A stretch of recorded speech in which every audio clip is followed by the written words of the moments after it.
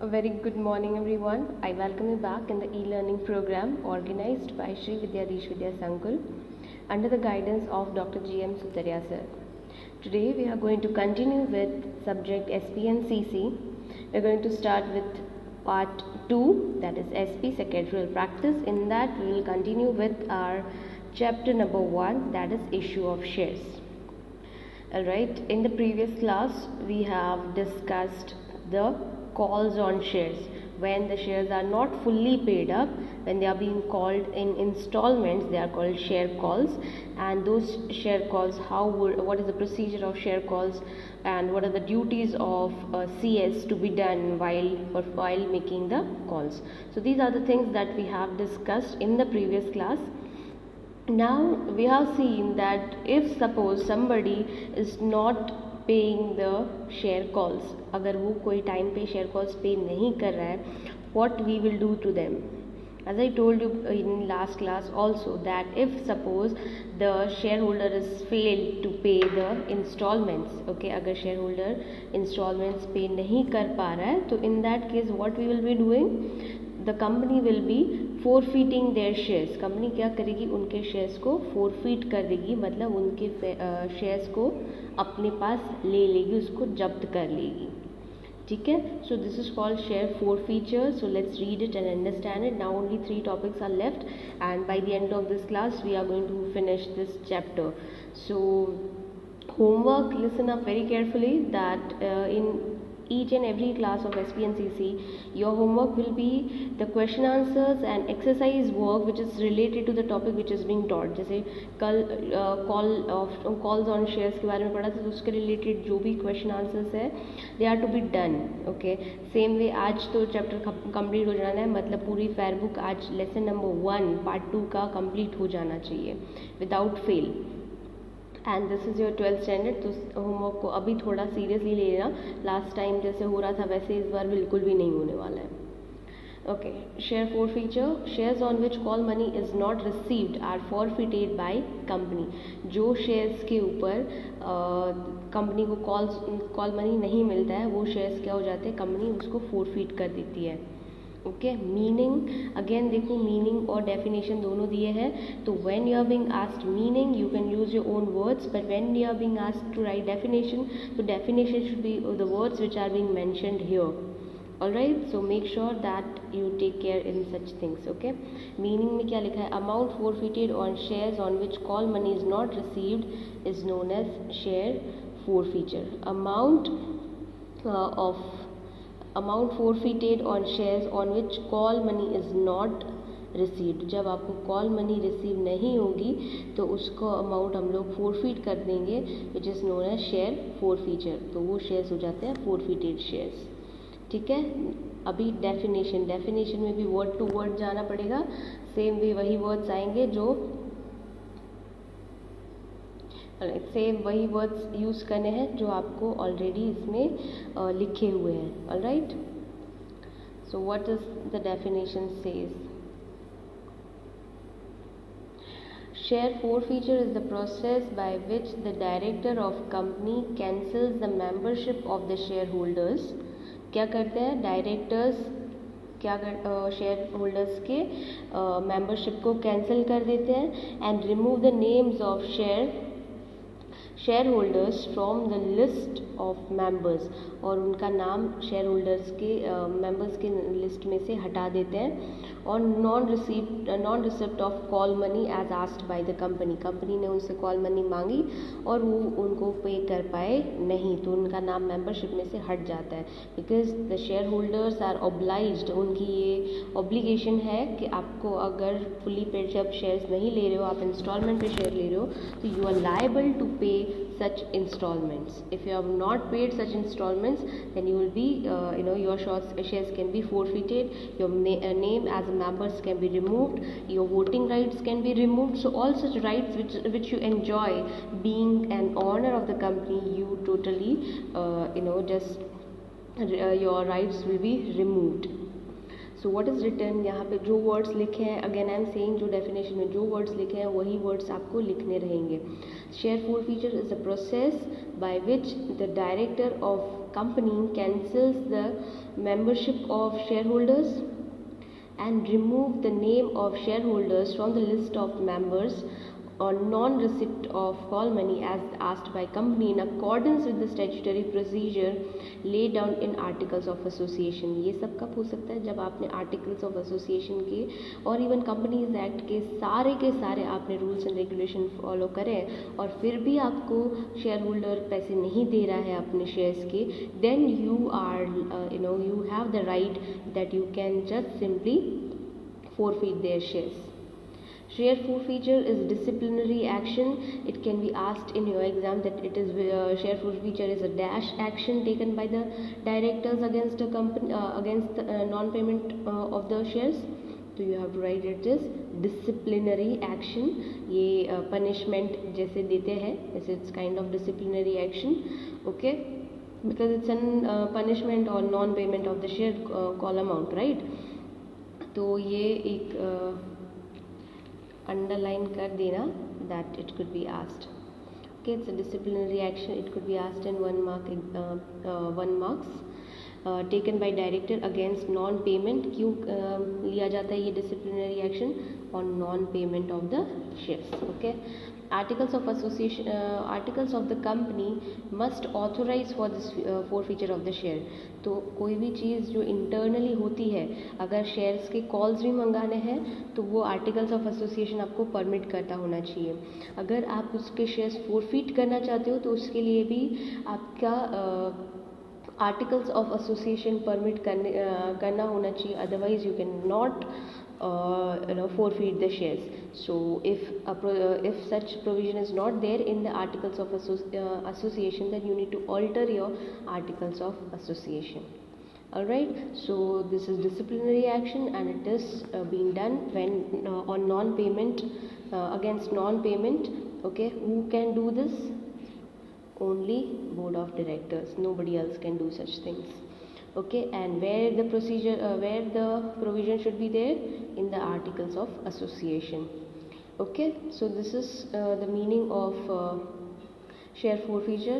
then again ये chapter पूरा procedure से ही भरा हुआ है। so next is the procedure of share forfeitures, okay। now what is the procedure? so procedure for share forfeiture is given in the articles of the company। ये भी कहाँ पे दिया जाएगा? articles of the company में ही दिया जाएगा। the step of procedure are as under। so 1 by 1 steps follow करने पड़ेंगे और यहाँ पे भी again this is procedure। so आपके जो भी points होने चाहिए वो 1 by 1 आने चाहिए, okay। now first point it is saying that preparing the list of calls in arrears। सबसे पहले तो क्या कर लेना है? calls in arrears की list बना देनी है। that first of all which calls are in arrears के कितने ऐसे लोग हैं जिन्होंने shares के पैसे दिए नहीं हैं। so what is done? the secretary सबसे पहले as we know कि ये list कौन prepare करेगा? secretary को prepare करना रहेगा, okay। the secretary prepares the list of calls on the shares not paid by shareholders। not paid मतलब calls in arrears on the basis of pay in slip received from the bank। as you know that bank जैसे ही आप share के calls पे करोगे तो company आपको as a shareholder receipt दे देगी उसकी, और उसका पे इन स्लिप मिलता है कंपनी को, और कंपनी में भी किसको मिलता है? सेक्रेटरी को। तो सेक्रेटरी क्या करता है या करती है? They make a list of the share holders जिनकी पे इन स्लिप आई है, और दूसरी लिस्ट होती है कि जिनकी पे इन स्लिप आई नहीं है, मतलब उन्होंने शेयर के इंस्टॉलमेंट्स पे करे नहीं है। सो ऑन दैट बेसिस पे इन स्लिप की मदद से सेक्रेटरी क्या करता है? सेक्रेटरी एक लिस्ट तैयार करता है, ओके, जिसमें वो लिस्ट बनाएगा कि ये शेयर होल्डर्स ने अभी तक कॉल्स के इंस्टॉलमेंट पे शेयर के कॉल्स पे किए नहीं हैं। Afterward number 2 presenting the list of calls in arrears before the board of directors. पहले वो खुद बनाएगा, बना के अभी क्या करेगा? अचार डालेगा? नो, अपनी बोर्ड ऑफ डायरेक्टर्स को के पास लेके जाएगा डिस्कस करने के लिए, ओके। ये सारी चीज़ें एज आई टोल्ड यू कि कंपनी सेक्रेटरी के पास डायरेक्टली कोई राइट्स नहीं होते हैं, वो सब कुछ काम कर सकता है बोर्ड ऑफ डायरेक्टर्स के मदद से, Okay, so once the list of calls in arrear is prepared, जैसे ही कॉल्स इन एरियर्स की जो लिस्ट होगी वो प्रिपेयर हो जाएगी, it is presented before board of directors for further discussion. फिर आगे के डिस्कशंस के लिए वो बोर्ड ऑफ डायरेक्टर्स के सामने प्रेजेंट की जाती है, and for taking decision on share forfeiture. और फिर उसके बाद उसका शेयर फोरफीट करना है कि नहीं, वो उसके बाद डिसाइड किया जाता है, उसके बाद उसके एक्शंस लिए जाते हैं। Okay, next is sending reminders to members. अभी जैसे ही कि कॉल्स इन एरियर्स आपका हो गया, राइट, कॉल्स इन एरियर्स की लिस्ट प्रिपेयर हो गई, बोर्ड ऑफ डायरेक्टर्स के साथ आपने डिस्कस कर दिया। अब ये चीज़ जो आपने डिस्कस करी है वो शेयर होल्डर्स को भी, जो शेयर होल्डर्स ऐसे है कि जिन्होंने पे नहीं किया, उनको भी इन्फॉर्म करना पड़ेगा। So sending reminders to members. Reminders are sent to those members who have not paid call money. किसको रिमाइंडर भेजेंगे? जिसने पे कर दिया उसको हम तो नहीं भेजेंगे। There is no need to send them that you have not that you have already sent it. उन्होंने दे दिया मतलब काम खत्म हो गया। तो those who have not given those who have not paid the call money within the prescribed time limit, जितना time limit बोला था, सपोज 2 महीने का टाइम दिया था और 2 महीनों में अभी जो मेंबर्स हैं अभी तक पैसे दिए नहीं है अपने कॉल्स के, okay, and they are intimated to pay amount of calls in arrears including interest within the time limit prescribed. तो पहले ही सीधा देखो, उनको ऐसे धमकी नहीं दे सकते कि भाई हम तुम्हारे शेयर फोरफीट कर रहे हैं। पहली स्टेप में ये नहीं होता। पहले क्या होता है, उनको रिमाइंडर करवाते हैं कि देखो आपकी ये लिमिट थी और आपने नहीं पे किया, अभी आपको इंटरेस्ट के साथ पे करना पड़ेगा। समझ में आया? डायरेक्टली आप उसको ऐसे नहीं बोलोगे कि हाँ हम आपके शेयर फोरफीट कर रहे हैं, राइट। सबसे पहले आपने लिस्ट बना दिया कि इन्होंने पे नहीं किया, आपने वो बोर्ड ऑफ डायरेक्टर्स के साथ डिस्कस कर लिया कि भाई इन लोगों ने अभी तक पैसे दिए नहीं है। फिर सीधा उनको बोलना नहीं है कि भाई आपके शेयर फोरफीट कर रहे हैं, नो, हम लोग ऐसे नहीं कर सकते। हम लोग को क्या करना पड़ेगा, उसको नोटिस देंगे और अपने बोलेंगे उनको कि आपका ये प्रिस्क्राइब टाइम था, आपने उसमें ये 2 महीने जैसे सपोज ले लिया, तो 2 महीनों में आपने आपका जो अमाउंट होता था कॉल्स ऑन शेयर्स वो आपने दिया नहीं है, तो अभी आपको ये विथ इंटरेस्ट हमको देना पड़ेगा, ठीक है। Number 4, it is sending final reminder. अभी जैसे रिमाइंडर भेजा फिर भी कोई रिस्पॉन्स नहीं दिया, तो फिर उसको धमकी देनी पड़ेगी, भाई अभी करना है तेरे को वरना हम लोग ले रहे हैं तेरे शेयर्स। तो क्या करेंगे, that if no response to the first reminder is received, अगर फर्स्ट रिमाइंडर पे कोई भी रिस्पॉन्स नहीं मिला, a final reminder is sent through registered post, वो भी रजिस्टर्ड पोस्ट के थ्रू फाइनल रिमाइंडर भेज देंगे। पहले सीधे मुंह से बात करेंगे, फिर नहीं तो अभी अपने को भी तो दिखाना पड़ेगा, इतना परेशान करोगे तो। And such members are intimated to pay the due amount including interest within 14 days. 14 दिन अभी सेकेंड रिमाइंडर में है, फिर अब उनको लंबा टाइम नहीं देंगे, उनको सिर्फ 14 दिन दे देंगे कि 14 डेज है, आप उसमें विथ इंटरेस्ट हमको पे कर दो as a final reminder. They are also warned of forfeiture of shares on failure in paying the due amount. देखो पहला रिमाइंडर हमने भेजा ना, तब हमने उसको नहीं बोला था कि हम आपके शेयर फोरफीट कर देंगे, उसमें सिर्फ इतना बोला था कि आपका टाइम चला गया है, अभी आप विथ इंटरेस्ट हमको अमाउंट पे कर दो, पर उसने फिर भी अमाउंट पे नहीं किया, उसे कोई रिस्पॉन्स तक नहीं दिया। तो उस चक्कर में हम लोग क्या करेंगे अभी कि अभी उसको फाइनल अभी जो रिमाइंडर भेजेंगे उसमें हम उसको टाइम पीरियड सिर्फ 14 डेज़ का देंगे, भाई 14 डेज में अपना इंटरेस्ट के साथ अमाउंट पे कर दे। और लास्ट में एक लाइन ऐसे भी लिख दीजिए, इफ़ यू नॉट पे the amount on time your shares में गेट फोरफीटेड। ओके, तो लास्ट में फिर उसको वार्निंग दे देनी पड़ेगी, भाई अभी हम लोग और तुम्हारा नहीं झेल सकते, ठीक है।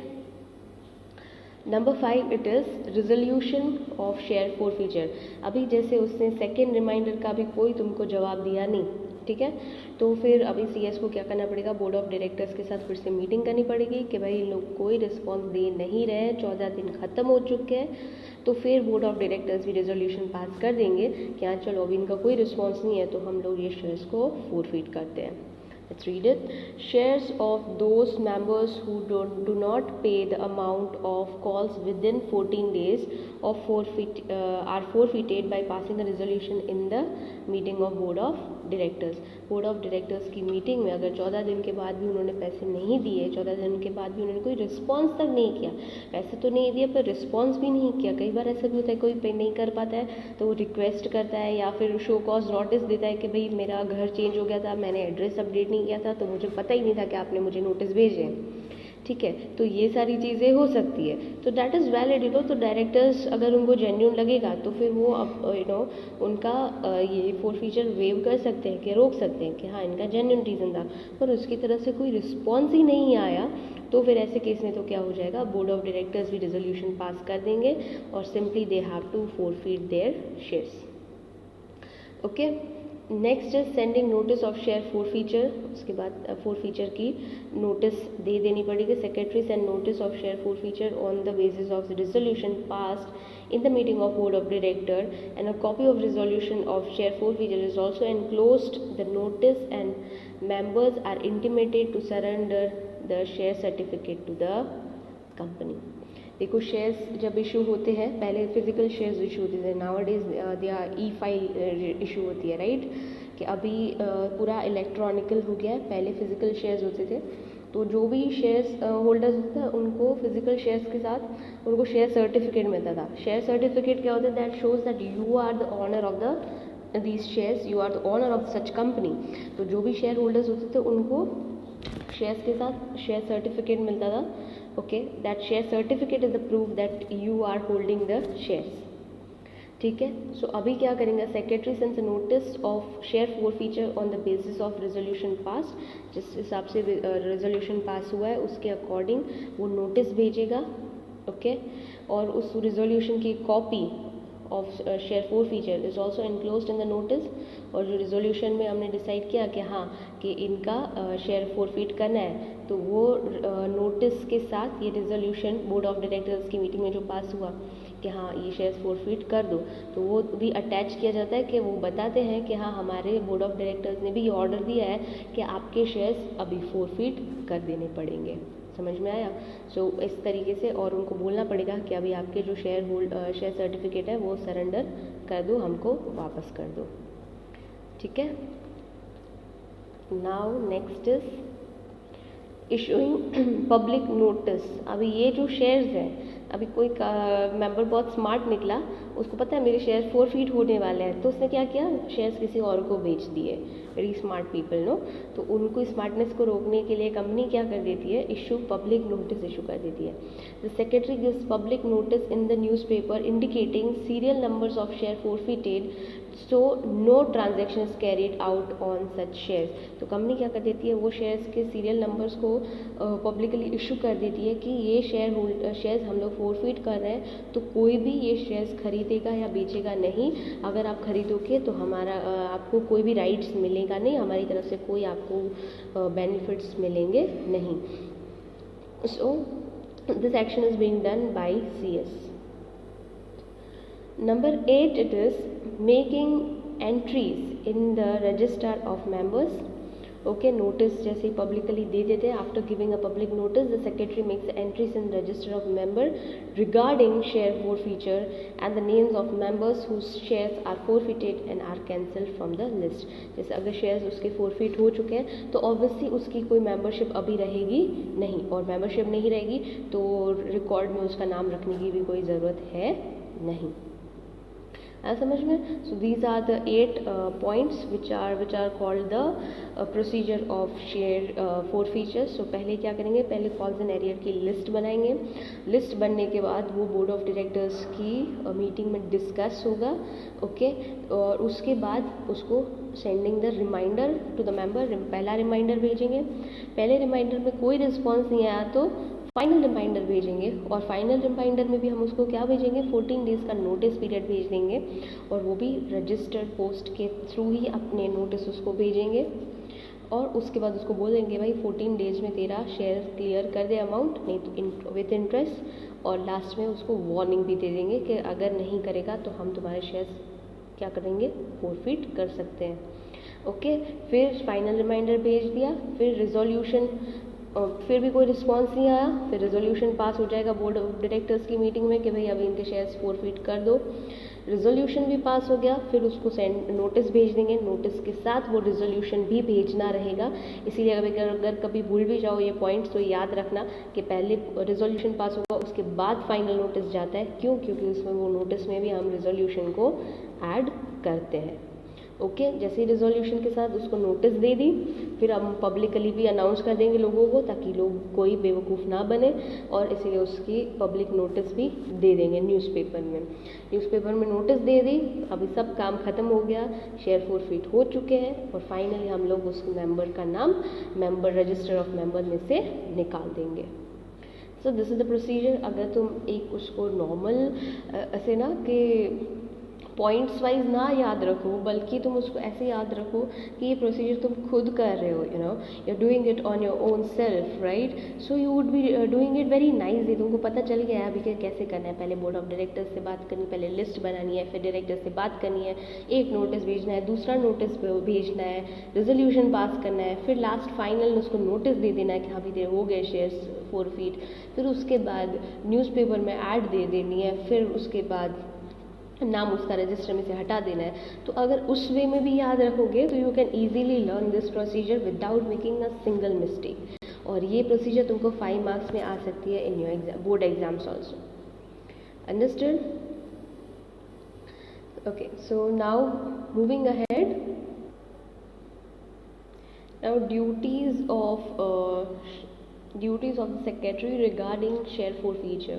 तो जैसे तुम प्रोसीजर में जो जो चीज़ें देखोगे ना, अगर सपोज के प्रोसीजर में जो जो चीज़ें आई वो सेक्रेटरी को ही करनी थी ना, जैसे उसको लिस्ट उसको बनाना है, न्यूज़पेपर में उसको देना है, वो शेयर होल्डर को नोटिस उसको देने हैं, मेंबर्स लिस्ट में से उसका नाम हटा देना, तो कुछ चीज़ें तो तुम प्रोसीजर लर्न करोगे तो भी तुमको उसकी ड्यूटीज़ तो पता चल जाएंगी, that these are the duties that a CS has to perform. Okay, so let's read it one by one. Duties of the secretary regarding share forfeitures are as under. First one, it is verifying the provision of articles regarding share forfeiture. Okay, तो पहली चीज़ तो क्या करनी है कि verify करनी है कि ये चीज़ की जो प्रोसीजर है ये सारी आर्टिकल्स ऑफ एसोसिएशन में है कि नहीं है। तो अगर आर्टिकल्स ऑफ एसोसिएशन नहीं है तो पहली चीज़ तो आपको आर्टिकल्स ऑफ एसोसिएशन को अल्टर करना पड़ेगा। Number 2 is preparing the list of members who have not paid calls on shares. तो पहले उसके बाद क्या करना रहेगा, लिस्ट बनानी है कि कॉल्स इन एरियर्स में कौन है, कैसे कौन से शेयर होल्डर्स हैं जिन्होंने शेयर्स पे करे, इंस्टॉलमेंट पे करा नहीं है। Sending reminders to defaulter members as per resolution passed in meeting of board of directors. अभी जैसे आपने नोटिस भी दे दिया और उनका कोई रिस्पांस नहीं आया तो उनको अभी रिमाइंडर भी भेजते हैं, जैसे हमने 2 रिमाइंडर्स भेजे उनको। तो sending reminders to defaulter share holder members, ये जो डिफ़ॉल्टर मेंबर्स हैं कि जिन्होंने कोई रिस्पांस आपको नहीं दिया है। ऐसा पॉसिबल है कि कई बार एक नोटिस दे देते तो शायद कई बार शेयर होल्डर्स को ध्यान में ही नहीं रहता है, तो जेन्युइनली भी थोड़ी बहुत मिस्टेक तो हो जाती है। तो ऐसे केस में कई बार शेयर होल्डर्स रिस्पॉन्स भी करते हैं, ऐसा नहीं कि सब नहीं रिस्पॉन्स करते हैं, मतलब many share holders would response, तो उनका काम हो जाएगा, वो भी बोर्ड ऑफ डायरेक्टर्स के साथ बात हो जाएगी कि इन्होंने रिस्पॉन्स किया है।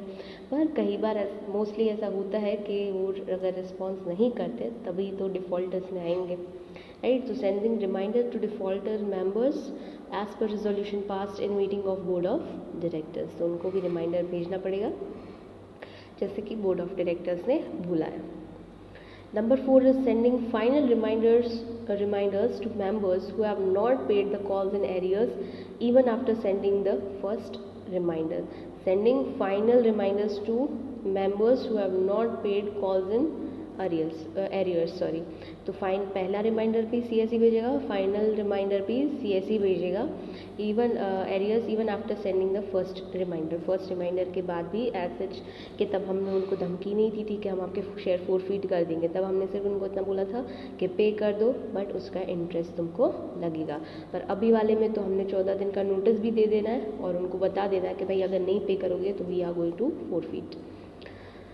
Number 5 is holding meeting of board of directors to pass a resolution of share forfeiture on expiry of the time limit of the final reminder. जैसे इट वॉज 14 डेज, अगर जैसे ही 14 डेज चले जाते हैं उसके बाद कंपनी सेक्रेटरी को board of directors की मीटिंग कंडक्ट करनी पड़ेगी और उसमें उसको रिजोल्यूशन पास करना पड़ेगा कि इन लोगों को हमने इतने सारे रिमाइंडर्स दिए, हमने 14 दिन का नोटिस पीरियड दिया, तो भी उन्होंने शेयर्स के अमाउंट पे करे नहीं है, तो we are thinking to forfeit their shares. तो वो बोर्ड ऑफ डायरेक्टर्स की मीटिंग भी बोर्ड ऑफ डायरेक्टर्स नहीं पर कंपनी सेक्रेटरी को कंडक्ट करनी पड़ेगी। डिसीजन चाहे बोर्ड ऑफ डायरेक्टर्स लेंगे पर वो मीटिंग उनको इकट्ठा कौन करेगा? सीएस करेगा, ठीक है। वो पूरी मीटिंग की तैयारियां सीएस को करनी रहेगी। Sending notice to members regarding forfeiture of the share. 6 number is sending notice to members regarding forfeiture of share. जैसे ही अभी बोर्ड ऑफ डायरेक्टर्स की मीटिंग में हो गया कि हाँ इनके शेयर्स अभी हम लोग को फोरफिट करने हैं, तो वो सारी अभी उसकी रिलेटेड नोटिस होगी, वो भी शेयर होल्डर्स को सीएस को भेजनी रहेगी। Number 7 is giving notice in newspaper regarding forfeiture of shares. As I told you that forfeiture की जो पब्लिक अनाउंसमेंट होगी थ्रू द न्यूज़पेपर, वो भी सीएस को ही एडवर्टीजमेंट देनी पड़ेगी कि ये सीरियल नंबर से ये सीरियल नंबर वाले शेयर्स हमारे जो है वो फोरफिट किए जा रहे हैं, so no transaction will be carried out and we are not responsible for these shares. Okay. Number 8 is making a note in register of members cancelling the name of members. Making a note in register of member in cancelling of the name of the members, कि जैसे ही कि share forfeit हो गए तो उनका obviously नाम जो होगा मेंबर्स का वो चला जाएगा, and that's why you need to remove their name from the register of members कि अभी आप you are no more member of this company. Number 9 is getting the resolution regarding reissue of shares passed in the meeting of board of directors and informing the new shareholders regarding the allotment of shares and entering their names in the register of members। जो shares already already forfeit हो चुके हैं तो भी वो shares कोई waste नहीं जाते, तो कंपनी क्या करती है री इशू करती है कि जो ये शेयर्स अफोर्ड कर सकते हैं, जिनको ये शेयर्स लेने हैं, so company give them chance that if you wish to buy these shares you can buy these shares, okay। so getting ऊपर उसके लिए भी क्या होगा, ये कंपनी सीएस के हाथ में नहीं है, इसके लिए भी उसको बोर्ड ऑफ डायरेक्टर्स से परमिशन लेनी पड़ेगी। So the getting the resolution regarding the reissue of shares कर सकते हैं कि नहीं, वो भी उसको बोर्ड ऑफ डायरेक्टर्स की मीटिंग में रिजोल्यूशन पास करना पड़ेगा, ओके। और वो हो जाए उसके बाद वो नए शेयर होल्डर्स को बताते हैं कि हाँ अभी हमारे जो ये फोरफिट करे हुए शेयर्स हैं हम लोग अभी फिर से उसको री इशू करने वाले हैं, तो you are all welcomed to buy such shares, okay. And फिर जो नए मेंबर्स जो खरीदते हैं ये मेंबर, उनका नाम भी रजिस्टर ऑफ मेंबर में ऐड करना रहेगा। तो what are the effects of such share forfeiture? अगर ये शेयर फोरफिचर हुआ उसका इफेक्ट क्या आएगा? Number 1 is membership of the member comes to an end from the date of resolution of the share forfeiture। जिस दिन बोर्ड ऑफ डायरेक्टर ने resolution pass किया कि ये अभी हमारी कंपनी के मेंबर्स हैं नहीं, उस फोरफिट कर दो इनके शेयर, उस दिन से उनका नाम मेंबरशिप में से हट जाएगा। Number 2 is shareholders loses the amount already paid on the share forfeiture, as I told you before also। That suppose के 10 रुपये का शेयर है, 2 रुपये एप्लीकेशन में, 3 रुपये अलॉटमेंट में, फिर 2 रुपये फिर से first call and 3 rupees second call. तो सपोज़ मैंने फर्स्ट कॉल तक का अमाउंट पे किया है, मतलब मैंने 7 रुपीज़ पे किए हैं और मैंने सिर्फ 3 रुपये पर शेयर नहीं दिए पर मैंने 7 रुपीज़ ऑलरेडी पे कर रहे हैं, तो मेरे सारे वो 7 रुपीज़ चले जाने वाले हैं, या 8 rupees what's ever the amount is, तो वो सारे कंपनी फोरफिट कर देगी, वो चले जाएंगे, members will be in a loss of such amount. Number 3 is share holder also loses the right to receive dividend. Obviously अभी वो शेयर होल्डर है ही नहीं, अभी वो कंपनी का मेंबर है ही नहीं, तो ऑब्वियसली उसको कोई भी डिविडेंड क्या होता है, पार्ट ऑफ प्रॉफिट होता है, तो वो अभी पार्ट ऑफ प्रॉफिट अभी उनको मिलेगा नहीं। As soon as the shares are forfeited, the company becomes owner of the amount paid by shareholder on share forfeited। जैसे ही कंपनी के शेयर फोरफिट हुए तो ये जो अमाउंट जो शेयर होल्डर्स ने दिया था उसके ऑनरशिप चली जाती है कंपनी के पास, और कोई नहीं लेगा, पर कंपनी के नाम पे वो पैसे जमा हो जाते हैं. The amount forfeited is credited by company to forfeiture share account. After reissue of shares the forfeiture share account is close. देखो इसकी एंट्रीज आएंगी तुमको जब तुम पार्ट 2 ऑफ अकाउंट्स पढ़ोगे कि शेयर जो फोरफिट करते हैं उसकी एंट्रीज होती है, फिर वही शेयर फोरफिट करे हुए वो कंपनी फिर से इशू भी करती है तो उससे भी कंपनी प्रॉफिट कमाती है. तो वो भी पूरी तुमको प्रोसीजर आएगी, वो थोड़ी बहुत डिफ़िकल्ट होती है वो एंट्रीज, तो वो अच्छे से ध्यान देना. और वो भी chapter I think it's of 12 marks और around something. So all such subjects are interrelated, so make sure that you should be knowing what share forfeiture is and what is the reissue of such shares. ठीक है. Next one is Number 5, the company becomes owner of the share forfeited and board of directors can deal with such shares as they deem.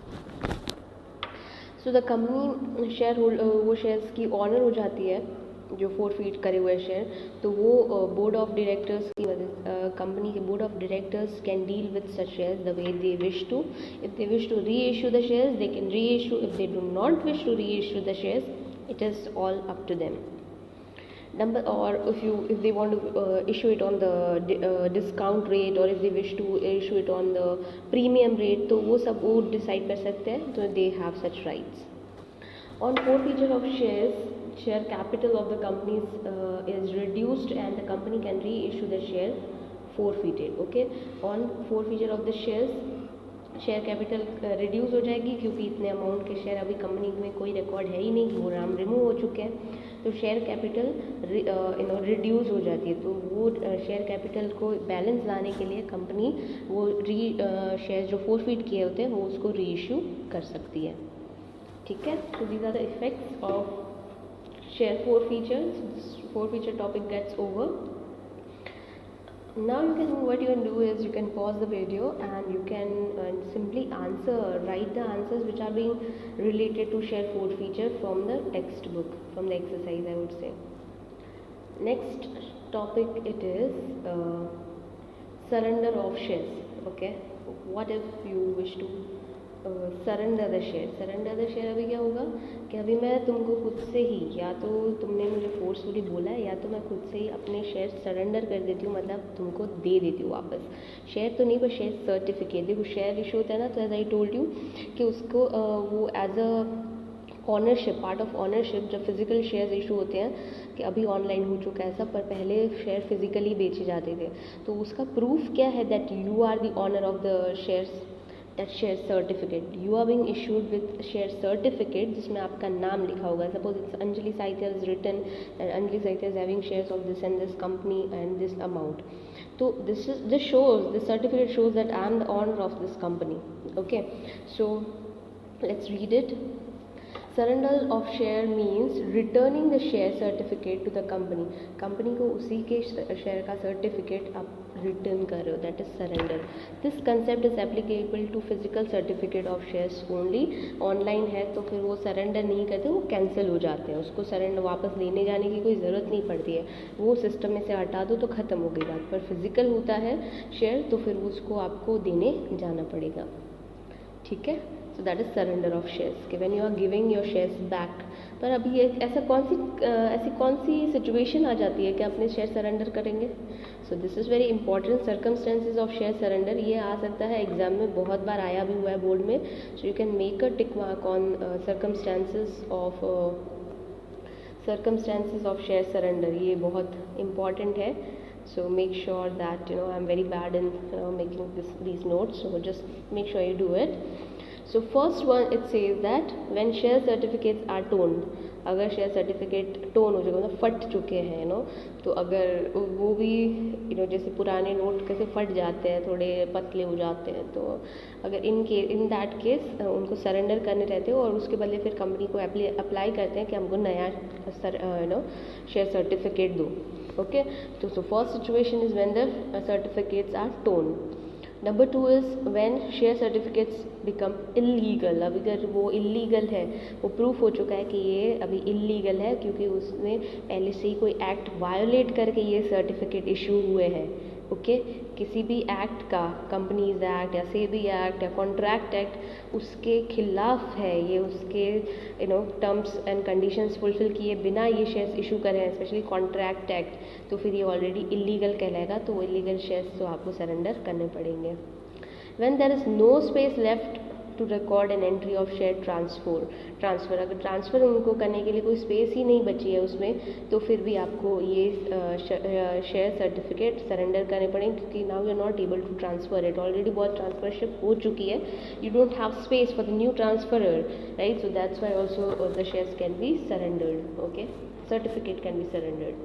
When the shares are to be consolidated, कि जब आप shares consolidate करते हो, मतलब एक से कि मेरे पास ऑलरेडी 10 शेयर्स हैं, now I am buying 15 more, so I totally have 25 shares.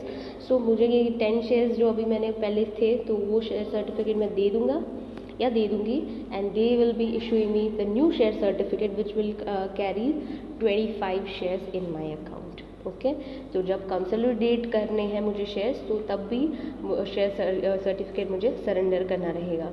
When shares are to be subdivided, या तो फिर मैं शेयर सब डिवाइड कर रही हूँ कि मैं मेरे शेयर्स, मेरे पास 10 थे, अभी मैं I just want 5 and 5 I am transferring to my family members और something like that. So in that case also the share certificate is to be submitted. Now share lien, this lien is very important. ये तुमने शायद in your day to day life also ये शायद word तुमने सुना हो। I don't know if you are now pretty grown up, यार 12th में आ चुके हो, अभी शायद सुना भी होगा कि अगर सपोज कि मैं कुछ चीज़ें लेने जा रही हूँ, suppose I want to buy something, okay, on instalment, मुझे कुछ इंस्टॉलमेंट में कोई चीज़ लेनी है, ओके, सपोज घर ले रही हूँ मैं, okay, I want to by a flat, okay, और मैं उसके लिए लोन चाहिए मुझे, तो कंपनी क्या मांगती है, जो बैंक होते हैं ना, वो तुमसे मॉर्गेज के लियन मांगते हैं। तो विच मीन्स क्या कि अगर सपोज मैं इंस्टॉलमेंट पे नहीं कर पाई तो मेरे पे क्या भरोसा, राइट, कि मैं तुम्हारे पैसे ना दूँ तो क्या करते हैं, कंपनी लियन लेती है कि मेरी कोई प्रॉपर्टी वो अपने पास रखती है कि अगर आपने मेरा अमाउंट पे नहीं किया, जिस हिसाब से अपना इंस्टॉलमेंट डिसाइड हुआ है उस हिसाब से आपने इंस्टॉलमेंट पे नहीं किया, तो मैं आपकी प्रॉपर्टी को सेल करके वो पैसे ले लूँगा या ले लूँगी, राइट? तो दैट इज़ कॉल्ड लियन। ओके, कि आपने कुछ सिक्योरिटी बेस के लिए आपकी कुछ प्रॉपर्टी दी है, और जो क्रेडिटर है उसके पास पूरा राइट रहेगा कि अगर आपने अगर आप वो अमाउंट उनका पे नहीं कर पा रहे हो तो वो आपकी प्रॉपर्टी को सेल कर सकते हैं, ऐसा राइट उनके पास होता है। तो दैट इज़ कॉल्ड लियन। अब शेयर्स में कैसे लियन आया, that we will see it here. So it is written, let us first understand the meaning of lien. पहले मीनिंग समझ लो लियन क्या होता है। When a creditors receive right to acquire possession of the property of the debtor, creditor को मतलब जो पैसे दे रहा है उसके पास कुछ राइट्स है। क्या राइट्स है कि जो डेटर है, मतलब जिसको हम पैसे दे रहे हैं, सपोज मैं क्रेडिटर हूँ, यू आर डेटर, मैं आपको पैसे दे रही हूँ, ओके, तो मैं कुछ सिक्योरिटी भी लूँगी आपसे। तो मैं क्या सिक्योरिटी ले रही हूँ, I am taking some of your property, right, कि अंजलि मैम तुम्हारी कोई प्रॉपर्टी ले रहे हैं कि अगर तुम मैम को पैसे वापस नहीं कर पा रहे हो, ओके, तो मेरे पास ये राइट रहेगा, I have a right to acquire the possession of the property, कि अगर तुम्हारी जो प्रॉपर्टी तुमने मुझे दी है एज अ सिक्योरिटी, तो मेरे पास राइट टू पोजेशन है कि मैं कभी भी वो प्रॉपर्टी तेरे पास से आके ले सकती हूँ। Plus I have the right also that I can sell your property to get my cash back. Okay, suppose तुमने सिक्योरिटी पर्पज़ के लिए तुमने तुम्हारा मोबाइल मेरे को बोला कि मैम ये मोबाइल इज़ माई सिक्योरिटी, तो मोबाइल के डॉक्यूमेंट्स होंगे वो मेरे पास रहेंगे कि इन केस अगर तुमने मेरे इंस्टॉलमेंट पे नहीं किए तो आई हैव राइट कि मैं तुम्हारा मोबाइल यूज़ कर सकती हूँ, I have right I can sell your mobile. it could be any property, you know. So when the creditor receive the right to acquire possession of the property, या तो उसकी possession of the property ले सकता है, मतलब उसको use कर सकता है of the debtor, and right to sell the same, possession तो ले सकता है पर उसके पास ये भी right है कि अगर आप पैसे नहीं पे कर रहे हो तो उसको लगता है कि ये नहीं आया देगा तो वो बेच भी सकता है आपकी property in order to recover his dues. पर क्यों? मैं आप इंस्टॉलमेंट मेरे को टाइम पे दे रहे हो तो मैं ये नहीं कर सकती. I can do such things only when you are not paying my dues off. Okay, आप मेरे ड्यूज पे नहीं कर रहे हो, जैसे हमने टर्म्स डिसाइड किए थे. हमने डिसाइड किया था आप मंथली इतने इतने दोगे and you are not paying, तो मैं कर सकती हूँ, otherwise I can not, right. In order to recover his dues in case of debtor failing to pay his liability, it is called lien. अगर डेटर वो अपना पैसा नहीं दे पा रहा है तो ये बात होती है. पर if you are paying instalments, there is no such needs will arise. Now let us understand the meaning of share lien. As per Companies Act, ये पूछा जा सकता है 1 मार्क में. 1 मार्क में एक्चुअली बहुत बार ये पूछा भी जा चुका है बोर्ड के एग्जाम में. As per the Companies Act, a company has a lien only those shares as per Companies Act, a company has a lien on only those shares issued which are partly paid for. Okay, fully paid up shares पे कभी लियन नहीं होता है क्योंकि आपने already अपनी responsibility दे दी है. ये चीज़ें कब अराइज होती है, एज आई टोल्ड यू, कि जब आप अपनी रिस्पॉन्सिबिलिटीज़ नहीं पे कर पा रहे हो, आप अपने ड्यूज नहीं दे रहे हो, तब ये चीज़ें अराइज होती है. By using a lien on shares, company can restrict. क्या हो जाता है कि कंपनी में अभी क्या शेयर के ऊपर क्या आप यूज़ कर सकते हो, शेयर फाड़ के थोड़ी फेंक देंगे. क्या करेंगे, restrict the transfer of share such shares. Company क्या कर देती है, वो शेयर्स ट्रांसफ़र होने को मना कर देती है ताकि मेंबर्स उसमें से प्रॉफिट ना कमा पाए. Restrict the dividend. कंपनी हर साल ना जब उसको प्रॉफिट होता है तो उसका कुछ हिस्सा शेयर होल्डर्स को देती है. It is not interest but dividend. Interest क्या होता है, फिक्स होता है कि हर साल आपको इतना इंटरेस्ट मिलेगा, फिक्स होता है अमाउंट. पर डिविडेंड कभी फिक्स नहीं होता क्योंकि profits are not fixed, you know, हर साल चेंज होता है प्रॉफिट. तो वो डिविडेंड जो मिलता है वो नहीं देंगे. Restrict bonus shares. कभी कंपनी को अच्छा प्रॉफिट होता है तो डिविडेंड की जगह कई बार बोनस शेयर भी इशू कर देती है कि फ्री में आपको शेयर्स मिल जाते हैं, तो वो भी ये शेयर्स में, लियन वाले शेयर्स में नहीं मिलेंगे. अगर आप ये नहीं कर रहे हो तो ऑब्वियसली आपको बेनिफिट्स भी नहीं मिलेंगे. Restricts the right to vote. Equity share holders को राइट होता है कि वो शेयर में, वो कंपनी के डिसीजंस में वोट करे, तो वोटिंग डिसीजंस भी उसके चले जाते हैं. Okay, so these are the effects of this share lien. So make sure ये 2 मार्क्स में भी आ सकता है, 1 मार्क्स में भी आ सकता है, और ये एक्चुअली बहुत ज़्यादा इंपॉर्टेंट है. Actually I want say that there is a single concept in this because पूरा कंसेप्चुअल है, तो हर कंसेप्ट तुमको यूज़फुल रहेगा. It's not just for exam but जैसे शेयर लियन, तुमको जब शायद जॉब करने जाओगे ना तो तुमको बताएंगे नहीं शेयर लियन का मतलब क्या होता है. सीधा तुमको बोलते हैं कि ये शेयर्स आर लियन, ओके, इनको लियन कर दो, फिर बोल देंगे सरेंडर कर दो सर्टिफिकेट्स उनके, या फिर तुमको बोलेंगे शेयर फोरफीट कर दो. तब तुमको कोई एक्सप्लेन नहीं करने वाला है. So these are the terms you should be knowing as part of knowledge also, कि जैसे बाकी की चीज़ें नॉलेज के लिए अपने को पता होता है कि सारी चीज़ें, these are also something general knowledge I would say that you should be knowing on.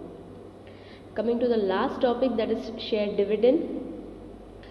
A company pays tax at the end of the year out of the profit earned for a year. Obviously company PAT tax देती है, और उसके बाद जो profit बच जाता है, PAT, profit after tax, okay, उसमें से कुछ परसेंट, कुछ अमाउंट वो अपने शेयर होल्डर्स को भी देती है ताकि शेयर होल्डर भी अप्रिशिएट हो because they are the owners of the company. Okay, the amount of profit left after the payment of tax is called divisible profit, के मतलब अभी इसको हम डिवाइड कर सकते हैं अपने ऑनर्स के साथ.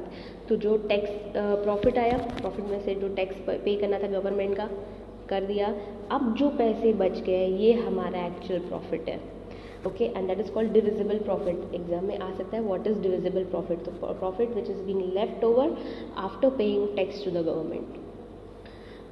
A certain amount of divisible profit is retained as a reserve by the company. ये कुछ पैसे उसमें से अभी क्या कहते हैं, जनरल रिजर्व होता है, कैपिटल रिजर्व होता है, ऐसे अलग अलग रिजर्व्स, अलग अलग एक्सपेंसेस होती है उसके रिलेटेड, उनके लिए रिजर्व्स में रखते जाते हैं, हर साल कंट्रीब्यूट करते हैं.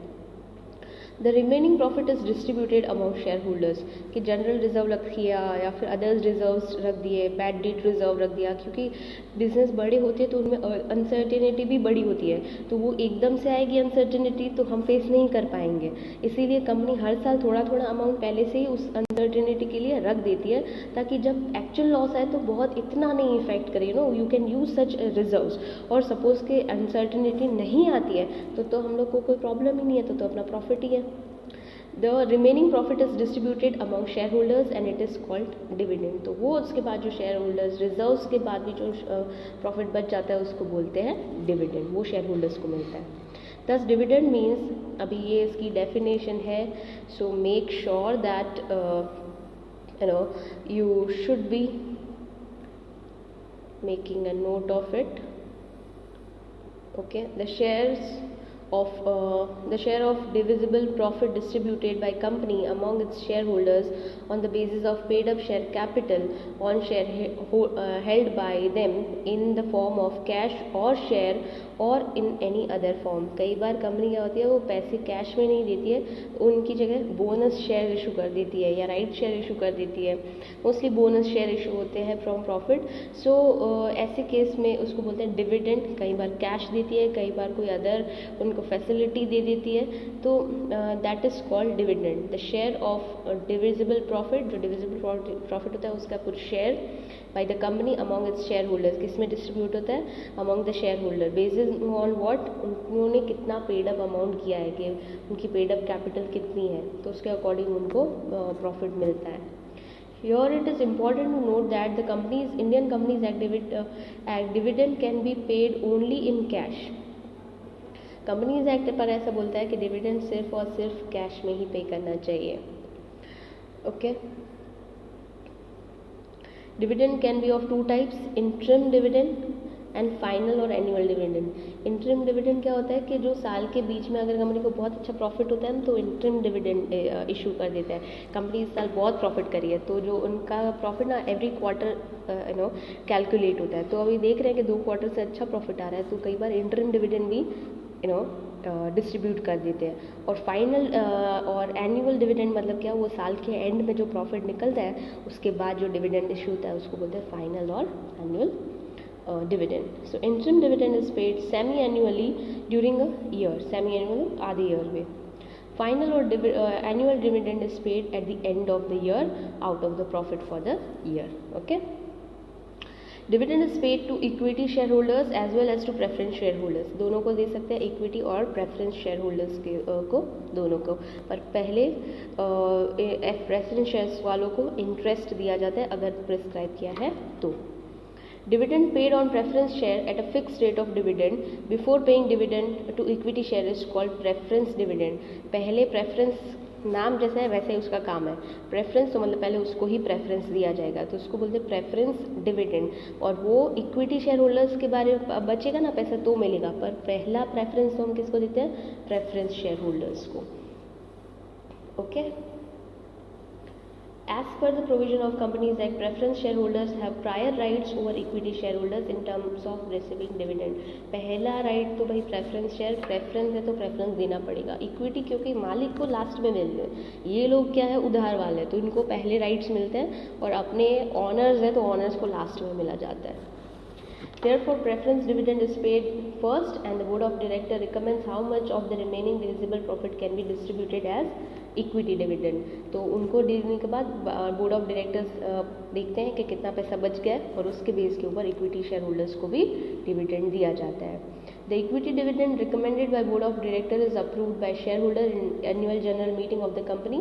कंपनी ऐसा बोर्ड ऑफ डायरेक्टर बोलते हैं कि भाई इतना प्रॉफिट हम दे पा रहे हैं, फिर उसके लिए वोट्स होते हैं कि हाँ ये सही है, फिर कोई मना भी करेगा तो उसके ऊपर डिस्कशन होते हैं और बाद में डिसीजन लिया जाता है। एनुअल जनरल मीटिंग मतलब हर साल ये at the end of the year meeting होती है शेयर होल्डर्स के साथ बोर्ड ऑफ डायरेक्टर्स की।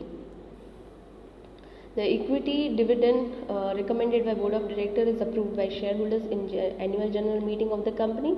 After the approval of equity dividend in annual general meeting of the company, it is paid within 60 days of such approval. जैसे ऐसे decide हुआ कि 2% profit का देना है, तो वो फिर 60 डेज में ये हो जाना चाहिए. ये एक नया फिर से टर्म आया 60 डेज वाला, तो लिख देना कि कितने टाइम में डिविडेंड दे देना चाहिए, तो 60 डेज में दे देना चाहिए. Okay, 60 days of such approval. Equity dividend is based on the profit of the company and need of funds of the company in future. The board of directors decides the rate of equity dividend by taking into consideration the needs of fund for the company. जिस हिसाब से company का fund चाहिए होगा उसको देख के ही फिर ये सारी चीज़ें डिसाइड होती है. Thus, it is not legally necessary for a company to declare and pay equity dividend every year, and its rate may be changed year to year. ऐसा कोई कंपल्जन नहीं है, कहीं पे भी ऐसा नहीं बोला है कि कंपल्सरी आपको डिविडेंड देना ही रहेगा. No, it's not compulsory at all. और ऐसा फिक्स भी नहीं है कि आपको इतना परसेंटेज तो डिविडेंड देना ही पड़ेगा. नो, ऐसा कोई टर्म्स नहीं है. कैसे ऑनर्स को ऐसा कोई भाव नहीं दिया जाता कि भाई तुमको इतना मिलेगा ही, राइट. तो that's why it is declared और फिर वो डिस्कस होता है और उसके बाद वो पे होता है, राइट. ऐसा कोई कंपल्जन नहीं है कि देना ही पड़ेगा या इतना परसेंट देना पड़ेगा. It could change every year.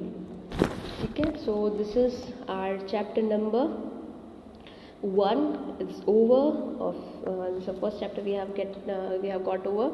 So by the end, after watching this video, make sure that you complete your fair book.